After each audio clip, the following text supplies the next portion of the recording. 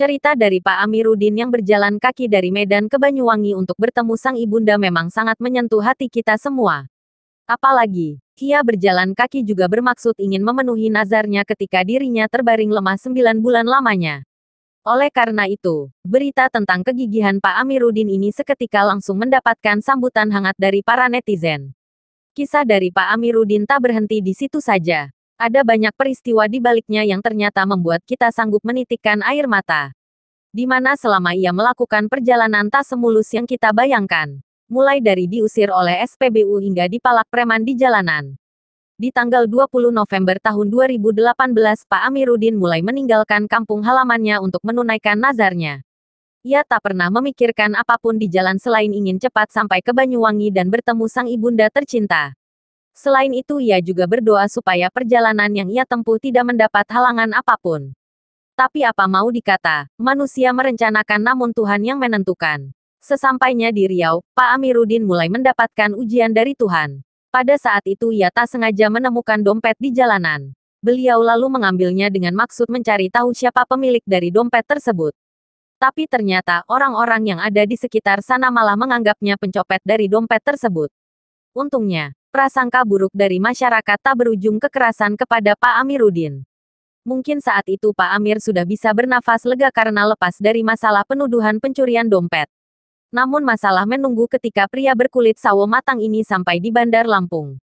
Ia 2 kali dipalak oleh preman dan parahnya sampai dipukuli. Tapi lagi-lagi Dewi Fortuna menghampirinya. Tindakan kekerasan tersebut akhirnya dapat dihentikan oleh kepolisian setempat. Pak Amiruddin tak berhenti bersyukur karena sejauh ini Tuhan telah melepaskannya dari berbagai masalah. Hingga pada akhirnya, ia pun melanjutkan perjalanan dengan lancar sampai ke Pelabuhan Bakauheni Lampung. Ia pun ingin segera memesan tiket untuk menyeberang ke Pulau Jawa. Tapi sepertinya Tuhan tidak mengizinkan dirinya membeli tiket menggunakan uang pribadinya. Ada seorang polisi yang dengan ikhlas membelikan tiket Pak Amiruddin supaya uang pria pejalan kaki tersebut bisa digunakan untuk hal penting lainnya. Sesampainya di Jawa, Pak Amiruddin tak menemukan kendala apapun. Bisa dibilang sangat lancar. Hanya saja selama perjalanan ini, ia sudah menghabiskan 6 sandal jepit karena hampir semua alas kaki tak kuat menahan jauhnya jarak perjalanan. Semenjak ia masuk ke Sragen, Jawa Tengah banyak orang yang menyambut baik dirinya.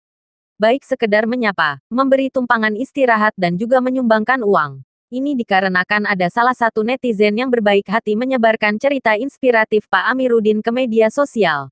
Sambutan hangat pun juga diterima Pak Amiruddin ketika sampai di Ngawi. Di sana terdapat sebuah komunitas yang bersedia membantu Pak Amir untuk memenuhi kebutuhan makan dan juga istirahat sementara. Sampai pada akhirnya, ia pun diantarkan oleh komunitas tersebut ke terminal untuk melanjutkan perjalanan. Masalah pun datang kembali ketika Pak Amiruddin menginjakan kaki di Jombang. Berawal dari Pak Amir yang ingin berteduh karena pada saat itu hujan deras. Jadi ia memilih SPBU karena itu adalah tempat terdekat. Tapi, tiba-tiba ada orang yang mengusik istirahat Bapak Tangguh ini. Malah orang tersebut tega mengusir Pak Amir meskipun kondisinya sedang hujan deras. Namun saat ini kita tak perlu khawatir lagi sahabat bombastis. Diwartakan oleh Kompas.com, Pak Amir sudah sampai ke Banyuwangi. Pak Amir pun dibantu oleh perangkat desa di Banyuwangi untuk menemukan sang ibunda. Jadi kita doakan saja semoga Pak Amir dapat berkumpul kembali dengan ibunya sesegera mungkin.